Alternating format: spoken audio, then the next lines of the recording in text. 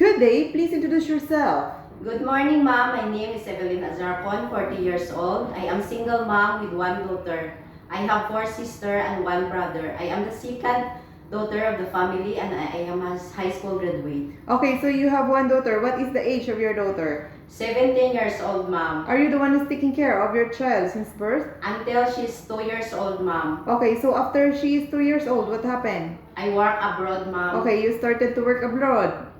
So please tell me about your work experience abroad as a domestic helper. I work as a domestic helper in Dubai for 6 years. I'm taking care of 5 children, ages 1 year old, 3 years old, 5 years old, 8 years old, and 12 years old.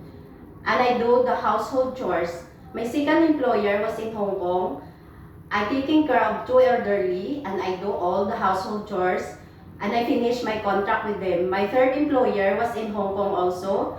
And I taking care 1 child, 10 years old, and I do also the household chores. My fourth employer was in Hong Kong also, and I taking care 4 cats. I'm taking care of 2 elderly, and I break my contract because of family problem.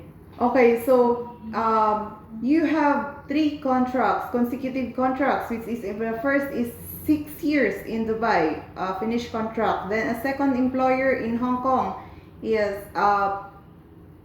finished contract also, and the third employer is finished contract also, right? Yes, ma'am. So in your fourth employer, you break your contract due to the family problem back in the Philippines. Yes, That's why you ma'am. go home. So could you promise that on your next employer, you have to finish your contract with them? Yes, ma'am. And how would you describe yourself as a worker? I am honest, hardworking, and responsible person. Do you have any tattoo? Yes, ma'am.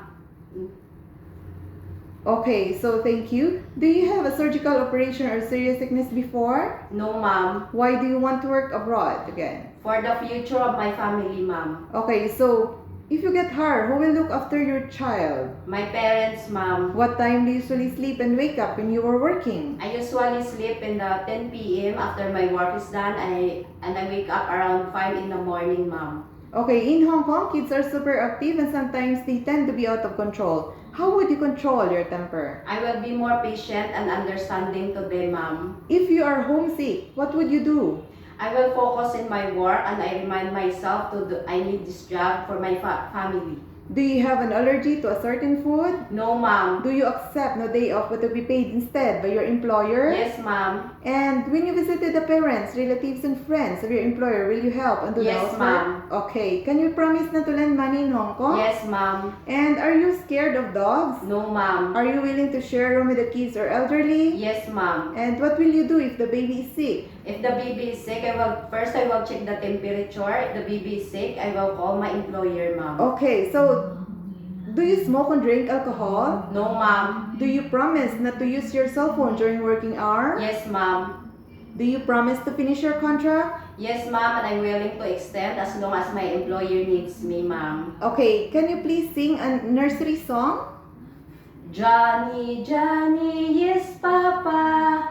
Eating sugar, no, Papa. Telling lies, no, Papa. Open your mouth, ha, ha, ha. Okay, thank you. Can you please say a short message to your future employer? Good day, ma'am and sir. I hope you select me as your helper. I am honest, hardworking, and responsible person, and I'm do my best to serve your family with all my best and with all my heart. Thank you, ma'am, and God bless. Okay, that's all for today and thank you for coming.